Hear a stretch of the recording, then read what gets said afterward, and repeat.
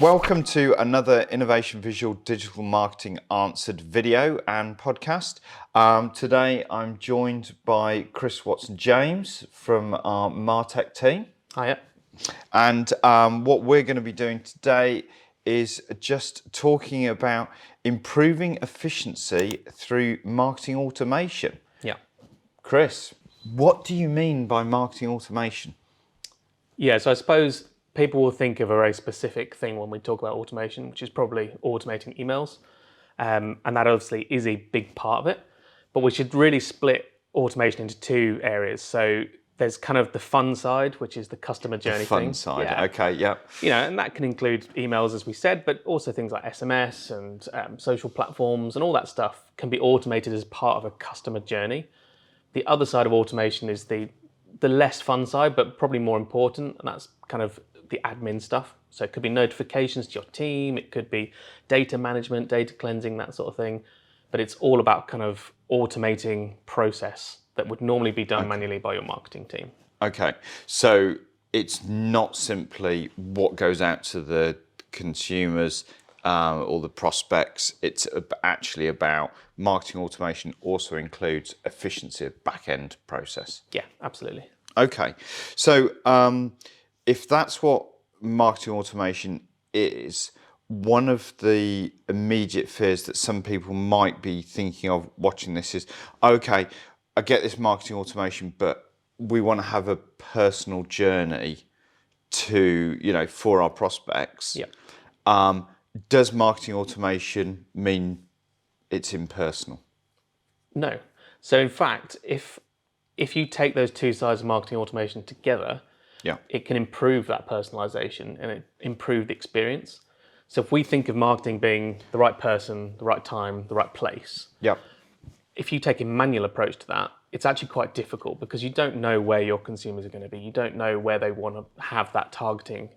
Whereas automation, we can take relevant data and we can actually use that to make your targeting better. So we can, particularly when we think about the right time, because we can actually use intelligence, we can start to bring AI into this as well. We have some tools that we already work with in that area that can actually start to understand how people interact with their inboxes, when they actually are going to be most open to receiving marketing collateral. So you're telling me automation equals greater personalization? Absolutely. So that's a reassuring factor for these people. And I think a lot of people, when they hear personalization, they go down the road of going, oh, it's Dear John at the start of an email.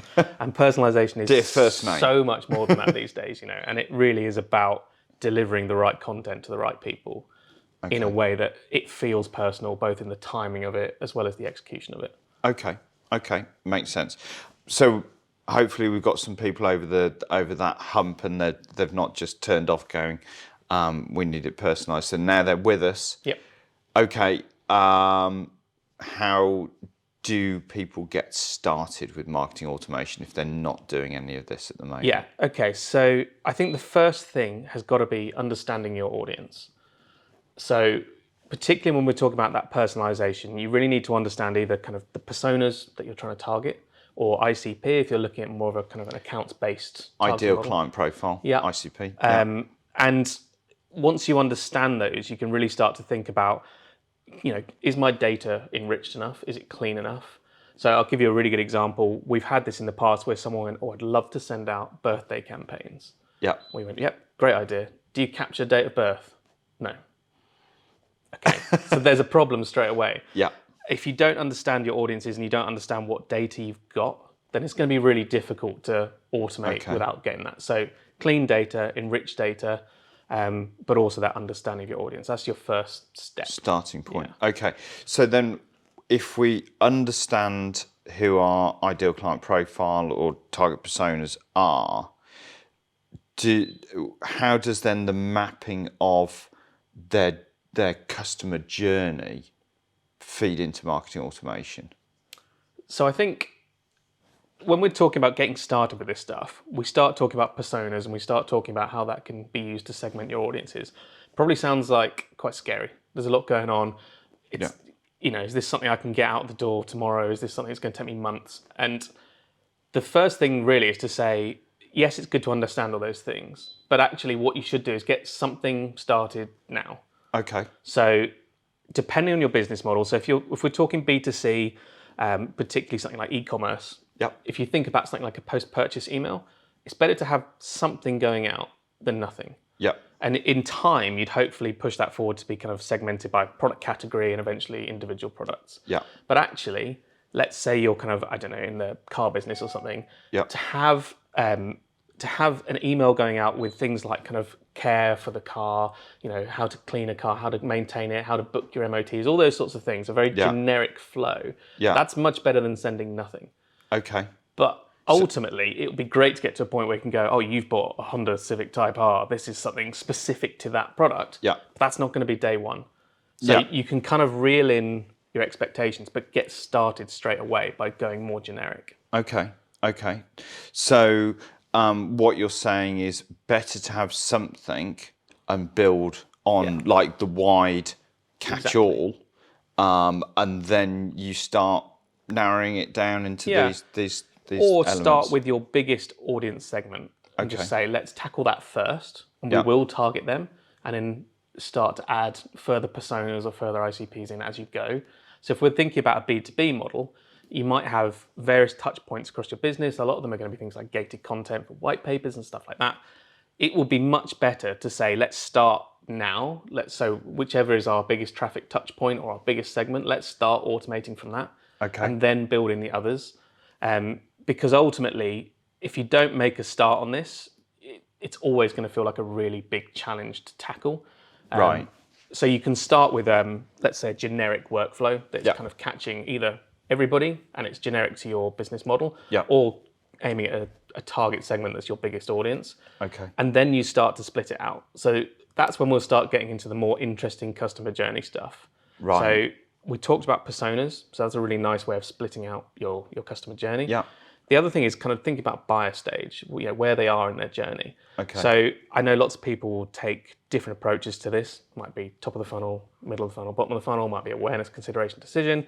There's lots of different ways of framing this. But if you start to think about content for awareness, content for decision, content for consideration, and you can start to think about actually, if we have those different funnel stages, we can start to have content that's going to be mapped against those buying stages, and then split out by persona. You can kind of take it further and further and further, but it's got to fit your business model. So you talk about content there at different stages in the buying journey. Is this content going to be different to content that you're putting in for, say, your organic campaigns or your conversion campaigns anyway? No, this is where you can really start to find more efficiencies, because hopefully you're already starting to think about how you map your content. Maybe you've got a content plan done quarterly or 6 monthly. And what we should really be doing is looking at opportunities to make more of that content by putting it into nurture workflows, for example. So if you know you're already producing white papers for gated content or really good blogs or pillar pages, all of those should be feeding into this nurture journey so that we're making better use of it. And the same can be said for things like your PPC campaigns. So if you've got any biddable media spend going out, you can make more of that by starting to think about how do we feed those as triggers into automation. So we've already taken someone, say, from LinkedIn to a landing page and they've submitted a form, but that might just be the first stage of their journey. So how do we then feed them into automation and make more of the work we're already doing? So you just mentioned the term triggers. So I know a lot of the people watching will have an idea as to what automation is about, but there's going to be people which hear terms like triggers, don't quite understand what you mean. So can you kind of talk us through, say, a pre-sale, so a prospecting B2B automation, what something could look like there? So let's some of these terms that you're referring to. So let's say we are looking at B2B model where we've got a specific audience that, let's say, are being targeted through ad campaigns on LinkedIn. That could be the starting point of their journey. From there, we're literally looking at the data capture might be either a lead gen form in LinkedIn, or it might be a landing page form built with your CRM. Either one of those is going to be the data capture point. So when we talk about a trigger, the trigger might be the form submission. So at the moment they enter your CRM, we know where they've come from. We've got that source data. and we can use that to say, enroll these people in this particular nurture Can stream. we identify the fact that they've come from a specific campaign? Yeah, absolutely. And what we've done with some clients is actually say we will have a generic workflow that's bringing all your campaigns in, but throughout that campaign, we'll then have areas where it pulls that kind of information, goes, actually, these guys were from ABC campaign and these guys were from the XYZ campaign, Yeah. and we'll feed them different content that's relevant to what they're doing, or even look at the cadence of which we're delivering that content depending on what we think fits for that campaign. Okay, so I kind of interrupted you. So they've enrolled. So we're saying for the sake of arguments, LinkedIn campaign, lead form. We've got their details. They're now in this specific ABC campaign automation, and you're saying they're going to get they get sent an email with some content on. Yeah, potentially we could be talking about sending emails out to them as a follow-up. So obviously we'll build in things like delays and stuff to make sure the timing feels right. And as I said before, we're now in an era where actually AI tools can make that even better and start to understand how users interact with an inbox and send it at times right for that specific user. Right. Okay. So we can really, deliver things at the right time. So that would be the emails going out. I also mentioned that we could bring social into this as well. So one of the things we can talk about is also integrating things like ad audiences into a nurture stream. So for example, when an email goes out as part of a nurture, we can start to think about, are they opening it? Are they clicking it? Are they engaging? And as with any of these things, we'll be looking for a certain percentage of people to be engaging to say that we think it's a successful campaign. Okay. What we don't want to do is be ignoring the percentage that don't engage. Okay. We want to make sure that we are continuing to nurture them. So we'd start to use kind of intelligent rules and logic within the work we do to say, look, just because they haven't engaged with email one doesn't mean we're just going to keep bombarding them with emails, but we're also not going to ignore them.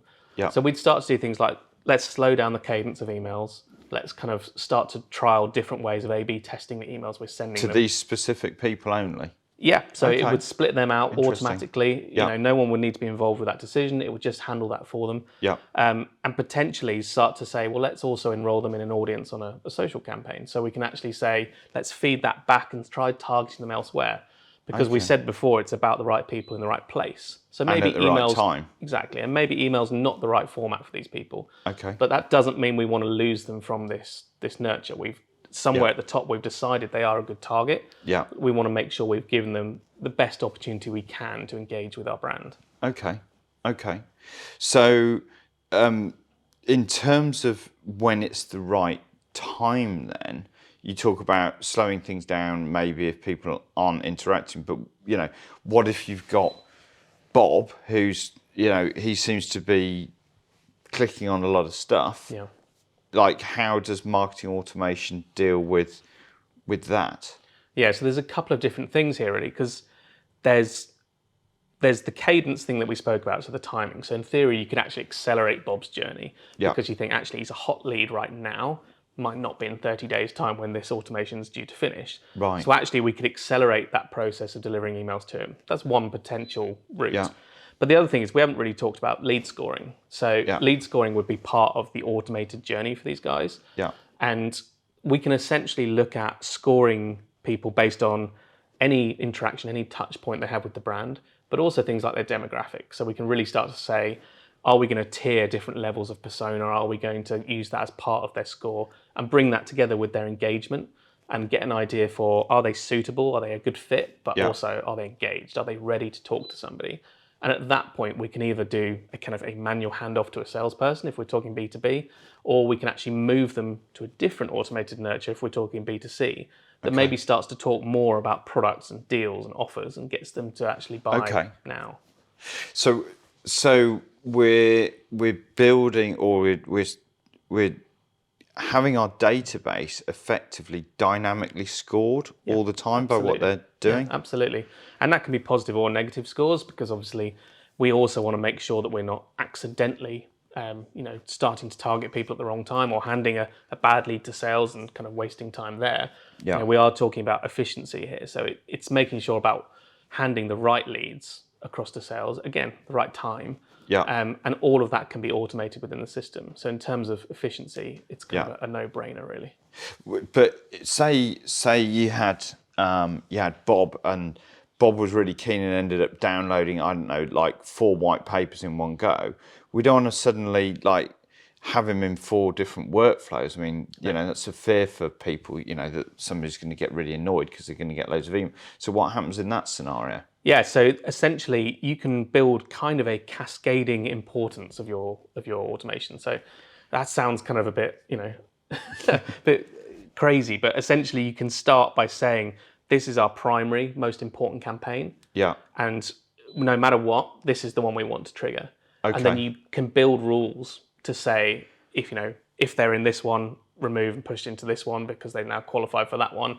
And you can essentially build out a system that, again, without input from the team on a daily basis, can manage that for you, make sure people are only being nurtured once, and that they're seeing the important stuff you want them to see. So this is where using a proper tool for marketing automation over and above, like, I know there's some, you know, plugins for things like WordPress, heaven forbid, because I'm, you know, WordPress is just, I've got my opinion about it. Probably not now's not the time to say about it, but something like that where it's like, oh, and if somebody submits a form, bang, they get something back. This is where using a proper tool can actually then make sure that you're not annoying these people. Yeah. You're saying that you can hand off between these workflows. So if they're in one and then suddenly they do something else, they can go into number 2 or number 3. Yeah, absolutely. So there's really kind of 2 platforms that you're likely going to be using for this, either an ESP, an email service provider, or a CRM. And really, you're going to be talking about a CRM here.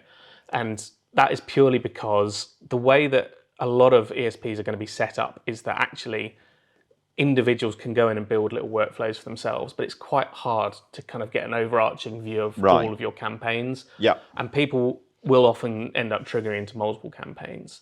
That's not always going to be the case. It's not always going to be a bad thing. So particularly if we talk about B2C, actually, if someone's coming on your site and going, yep, tell me when this product's back in stock, oh, also I'd like to buy this, actually you probably do want 2 separate journeys going on there. Yeah. So it is going to be a use case, you know, a business case scenario where you have to say, yes, we do want people to enroll on this, or no, we don't. Yeah. But that can all be managed, and really that's where a CRM is going to be invaluable. Okay. So it sounds like a lot of this is very dependent on the data. So if somebody, you know, doesn't have a big data set at the moment, is it best to go out and like buy a big list of the people that are in their audience? No, don't go buying lists. It's not going to help you because you're not going to have an engaged audience. You're going to get emails bouncing back, and actually it's going to affect kind of your sender reputation and all sorts of things. Buying lists is not the way to go. There are some good tools out there that can help you with data, kind of enriching data and things like that. It's still not the ideal scenario. You know, you really want to have data that is kind of, it's your first party data. It's kind of, you know, they're engaged with your brand at some level. So I would say try and avoid buying lists. Definitely, don't go out and buy lists. So how do I get more people into my marketing automation workflows? Realistically, we're going to be talking about the different channels. So we already talked about kind of using biddable media as a way of driving people into your portal. You know, we can also talk about actually just optimizing websites, make sure you've got places for leads to be captured. So that could be anything from exit intent pop-ups to join the newsletter through to forms for specific guides and all those sorts of stuff. So there's loads of different ways we can talk about leads at the top of the funnel. Yeah. But the other thing is with data is just making sure you have enriched data.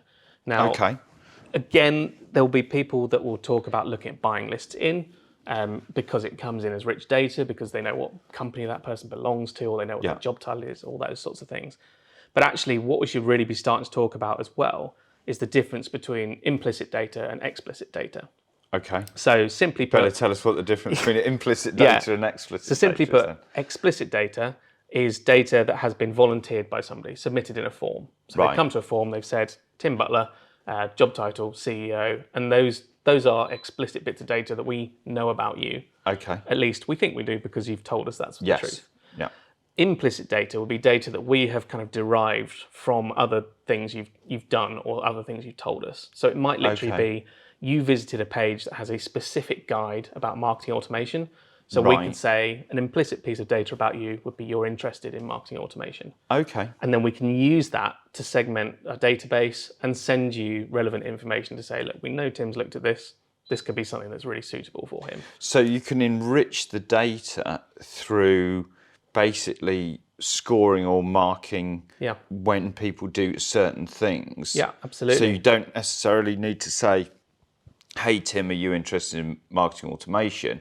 You can deduce that from the fact that I've looked at marketing automation page and a marketing automation case study or something like that. Absolutely. And again, this is where a CRM is going to be ahead of an ESP in terms of what it can offer, because it's going to know things like what pages you've looked at, what content you've read, what blogs you've read. You know, we can even start to look at how engaged you are with some of that content for the time on page and all those sorts of things. So this is something like Eloqua, Marketo, and HubSpot. Yeah, obviously exactly. HubSpot we're most familiar with. Yep. Given its... Yeah, absolutely. And by enriching your data yourself, and this will be using more automation in the background, so this is that non-fun side we talked about at the very beginning. Okay. We can actually at the bottom kind of pop out to say we know a lot more about Tim just based on his behaviour, just based on the way we've scored him. And then from that, we can start to segment. Okay. But then when we're enriching data, and you use the example of wanting to send birthday campaigns, right? Yeah. So I've gone to the website, I've done something, I've signed up to the newsletter, it's Tim, here's my email address, and maybe my job title or whatever. Yeah. But you want to know my date of birth or birthday, like, how do you go back and ask that easily without it being like form overload? I suspect some people will have seen this from some of their favourite restaurants. It's a really kind of cunning way of running a campaign, but it's basically you push out an email and go, hi Tim, we know you're interested in marketing automation. Do you want to enter our competition for this? Or, you know, if you come and give us a little bit of information, we'll give you something else for free. So it's that give and take. Okay. So instead of just going, hi Tim, what's your birthday? Yeah. You know, we actually want to say, look, here's an offer for something specific. So the classic one is kind of the B2C model with restaurants going, oh, tell us your birthday, and then we'll email you when it's your birthday and you get a free bottle of Prosecco. Right. That kind of thing. So it's looking... Not much of an incentive, though. It's looking for what that offer is going to be for people that, you know, they've already engaged with your brand. So you know they've got some intent, they've got interest, they know who you are. You've kind of got past probably the hardest step, really. Now we can just say, look, give us a little bit more information and we'll give you something back. Okay. And what about, I've heard you talk to clients about progressive forms. Is it progressive forms? Yeah, so you could, there's a number of different ways to talk about it. So people talk about progressive profiling at the very top is the kind of bannerhead for this. And then within forms, you'd have progressive fields that you can swap out within those forms. Can you explain what those are? So in a nutshell, if you think about when someone has an interaction with your brand, they have an initial touch point. Like you said, we don't want to bombard them with loads of questions in a form. Frictionless forms are way, way better because, you know, if someone lands on a form and it's got 20 fields to fill in, they're just going to say goodbye. Away. If someone lands on a form for the first time, you go, cool, just give us your email address and name. You know, we're happy with that. We've got you in the system. Yep. That's your first touch point. Yep. When you then email those people, you're bringing them back as part of your automation. You're pushing them to come in for a second touch point, which might be download another guide that's maybe further down the funnel for them. It might just be to read a blog or whatever. So once they come back to your site, we're hopefully going to get another data capture point. But obviously it'd be pretty useless if we just went, all right, what's your email, what's your name, and got no other information from them. Yep. We can obviously score them based on that touch point, but we've not actually gained anything from it. So progressive profiling or progressive fields within a form would literally be to say, look, we already know his name. We don't need to ask that again. Maybe this time we'll ask him for his job title or his industry. Those are kind of classic ones that we see quite often when we're talking B2B. But it might also be something like, you know, what products are you interested in? So we remove fields and we add in additional ones. And again, that can all be automated. So it's not something someone has to go in and change manually every time. That sounds super slick. I like that. Yeah, it's very cool. Okay, so we're going down the road with this marketing automation. We've got a great CRM-based marketing system like HubSpot. We're enriching our data. We're doing it, in a smart way. What's kind of like, what are the steps on the journey? Like, what's the end goal that we're aiming at here? So realistically, we're looking, like we said, we're looking to improve the efficiency of the business. So if you look at your business from end to end, there will be certain manual tasks in there. There'll be certain parts of people's daily workflows that we can automate. Yeah. Now, for some people, the idea of kind of having their job replaced by automation might sound a bit scary, but it's not that at all. Yeah. It's freeing you up to be able to do other stuff. So More creative stuff. if we think about the time that a marketing manager or marketing manager and their team might invest in sending out ad hoc email campaigns, writing newsletters on a regular basis, it's not a small task. Yeah. And if we instead invest that time in the strategy behind this automation, you can scale what you're able to do without having to necessarily grow the team. Right. And get more done with the same money is what you're saying. Get more done under the same budget, but also what it allows you to do is really think about that personalization. So if you think about when you send a newsletter, there's a good chance you're probably just going send to all. There's no personalization there other than, hi, John. So what this really allows us to do is to start saying, no, let's think about our personas. Let's segment our audience. Let's use these AI tools that will do send time optimization. Let's have triggers based on the behavior of our contacts. Okay. And we'll spend our time thinking about the strategy behind these and creating more and more kind of tuned automations for these different personas. Okay. Instead of spending all our time just churning out newsletters. Okay. So then that sounds great. How are people going to be able to measure whether this stuff is working or not?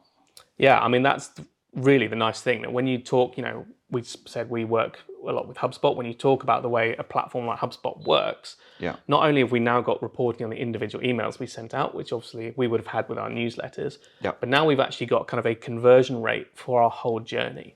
So we can really start to say, as a whole, how is this performing? We can see which routes people have gone down across all of our different logic. We can understand email by email what the open rate was, what the click rate was, what the behavior was to each of those touch points. And actually, we can see that journey from end to end. Yep. The automation of things like the scoring also means people will be removed from that journey once they convert. So we can also say, actually, once they purchase, take them out of this, this, say, abandoned cart process, because we don't want to keep bombarding them. Yeah. And we can just do all of that automated. So it really kind of streamlines that process, gives us better clarity of that data, because we can literally see. Yeah. So say we take the abandoned cart thing, that's a really successful campaign we've run for a lot of clients. Yeah. Typically what you might see is kind of the 1 hour email saying like, still in your basket, don't forget. The 24-hour email, the 48-hour email, maybe even a week-long email. Yeah. And actually, to be able to look at that and go, we can see that no one's really responding after 48 hours is actually a really useful insight, because you kind of get an idea for when people are in that decision area. 48 hours is kind of your window. So do you want to accelerate that? Do you want to soften the tone? Do you want to think about other channels to use in that time? So you're saying that not only can we report on results and revenue, but actually the data that you're getting out of this is helping you constantly refine and understand things. The audience even better, because realistically, if you send out the newsletter approach that we spoke about before, what does that really tell you other than people have clicked through? Yes, you can attribute revenue back if people have gone through and made a purchase. But really all you're getting is, our newsletter's doing really well, people are reading it. If you can actually start to understand people's behavior and how they actually interact with your services and your products, that's far more useful data. That's interesting. What about, though, we've got a lot of B2B clients where you're helping them with marketing automation, but to existing clients. Can you explain to the people watching and listening to this why that works? Yeah, so again, it will depend slightly on your business model, but obviously, even in the B2B environment, we always want to talk about things like upsell, cross-sell. These are really good opportunities. And when we talk about enriching your data for your clients in a B2B environment, it will be understanding which products they've taken, when their renewal dates are. So if we're talking about kind of SaaS or recurring models, having things like just renewal dates is so important, because then we can start to actually say, do you know what, we'll have automation that will nurture people during the time that they're using the product, help with things like adoption of the product. But we'll also then trigger things like notifications to account owners to say, 3 months before the renewal, let's start warming them up and make sure that they're happy, maybe even look for those upsell opportunities. So existing clients, again, by having your data segmented, you're not going to bombard them with your usual marketing material, but you can still nurture them. So whether it's the post-purchase journey for your e-com clients, or whether it is just that general nurture for clients that have taken on a B2B product, you can improve your adoption, you can reduce churn, and you can keep your salespeople on the pulse because they'll know exactly when renewals are coming up and all those good things. Okay. You mentioned SaaS there. It's interesting. We work with a lot of tech businesses. And obviously, in some of these SaaS platforms, they have built in like transactional, if you like, emails of like your notification is coming up. Can you get can you get usage information into a CRM and use that in automation? Yeah, we have done this with a few clients. It obviously is taking some of the integration stuff to another level, depending on what platforms they're using, particularly if it's a bespoke SaaS product that we're talking about. Yeah. But if we can feed data back out of their systems into something like HubSpot, then absolutely you could start to use that information. So we have one client where it brings back things like the trial usage. So it understands how many credits they've actually used whilst using the product. So we can actually get an idea for, look, this person signed up for the trial, but they're not using it. So someone needs to reach out. Maybe it's an educational thing. Maybe it's a login issue. They just haven't managed to log into the platform. So you're getting you're getting actual platform data into the CRM, and then the CRM is basically making choices for you based on the rules that you've set up, and then actioning those. So if there's somebody who's a heavy user, it can do X. If somebody's not using it a lot, do Y. Yeah, so a good example in that particular one, when we had the credit countdown within a 30-day trial or whatever it was, we had kind of automated blanket emails that would go out saying, hope you've enjoyed your trial, give them some resources. But in the background, it was also alerting the account manager to reach out and talk to them face to face. But obviously that email doesn't make much sense if we don't think they've used the trial, or if they've asked to extend the trial because they wanted to get someone else from the decision-making unit in. So we have those filters in place to go, actually, we need to have a property within here that flags to say, yeah, the trial's ending, but actually they've extended it. So we need to make sure that's reflected in what we then do with them in terms of automating their comms. Right, okay. Interesting. Okay, so marketing automation, we've talked a lot now about this front end element in terms of maximizing revenue. So we've gone all the way through from getting people in, getting more and more granular workflows, so they're more and more specific to the user requirements based on the business, whether that be B2B or B2C. In terms of back-end efficiency, like obviously what you've talked about is freeing up some of the time from doing like generic emails and things like that. And we've talked about reusing content. But where else is it going to be, giving an impact? Yeah, there's a number of things. I mean, if we look at some of the clients we've worked with, it could be simple things like notifications between teams.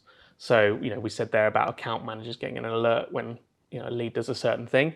But we've also seen it with clients where actually as part of an onboarding process, they wanted to trigger a certain notification with the team to set up like a welcome hamper that will get sent out by the marketing team. Okay. So you can build nice things in like that. Yeah. But then there's also the slightly more dull area, if you like, of just data management.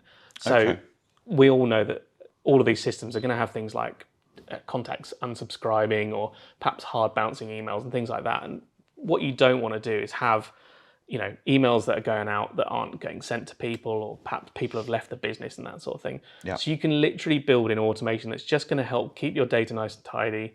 Doesn't mean somebody needs to go in on a monthly basis and find out who's not engaged anymore. Okay. And that's obviously quite a negative end of the spectrum, but there'll be an area in between that where maybe you've got people who are falling into a kind of a cold lead or a defecting category, and you want to make sure have that opportunity to send them offers, send them the reasons why they should stick with you. And all of that, can be done with just a little bit of data management that if you start to look at a very big database, it's quite hard to do manually. Okay. You'd be talking about kind of exporting into Excel, pivot tables, all the stuff you don't want to be doing. Yeah. We can automate all of that. You don't want to do it with 1,000 records, let alone 100,000 records. So you can make that really straightforward, and you can give people kind of a nice, easy way to just kind of say, we know that's been handled. And that might be as simple as kind of creating a list once a week for someone to go through and call. It doesn't have to just be all automated, but it also could be sending out offer emails, and it could be sending out updates about company news just to try and pull people back in. Right. Okay. I mean, we talked about, or the title of this is about marketing automation to drive efficiency. What kind of level of efficiency gains do you typically see? Because increasing revenue at the front end, decreasing, wasted time, team time at the back end. How do we define what people can expect? Because some of these tools, they're not cheap. They're not, and I think it will depend on the size of your team. And we've got clients who, before going through this process, were quite literally having to do daily or weekly exports of data of contacts that had unsubscribed and move it to another portal, upload every time they wanted to send an email. And if you are in a smallish team where you are kind of a marketing manager with a few people, that will often fall to someone who's probably got quite a high salary, wasting huge amounts of time just exporting and moving data.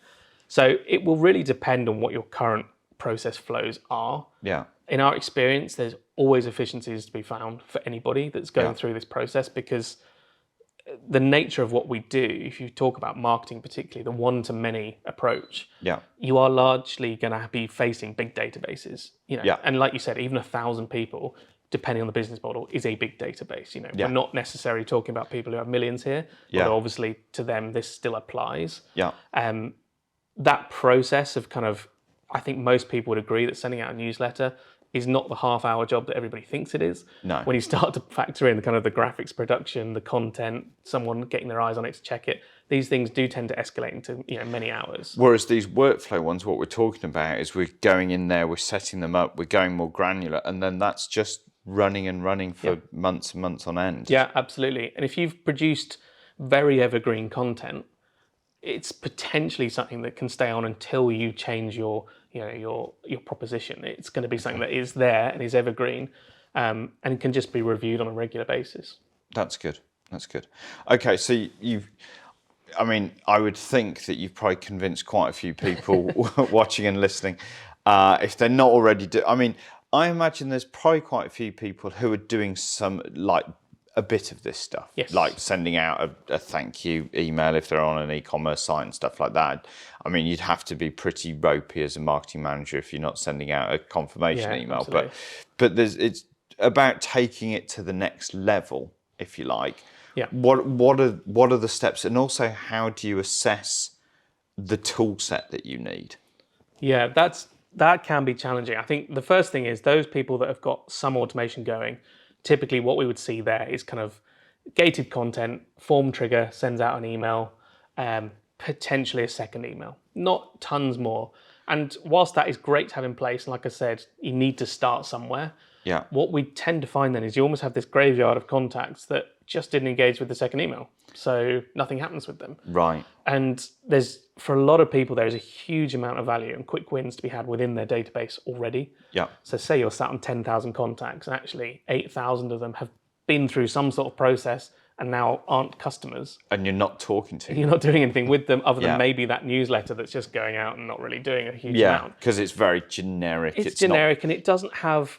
Newsletters tend not to have just a bold call to action, a reason for someone to go, oh yeah, let's go for it. It might take people to a good blog or a good article, but we know that conversion rates on blogs and articles are set at a certain threshold depending on the industry you're in. Yeah. Whereas a direct call to action or a landing page that has a singular focus will probably have 5 to 10 times, the click through. So that's another good reason to be doing it, because you are giving people a journey to go on. We talk about a customer journey. And yes, customers are the people that are leading that journey, but we have to provide it. We can't just expect them to come back to our website on a whim.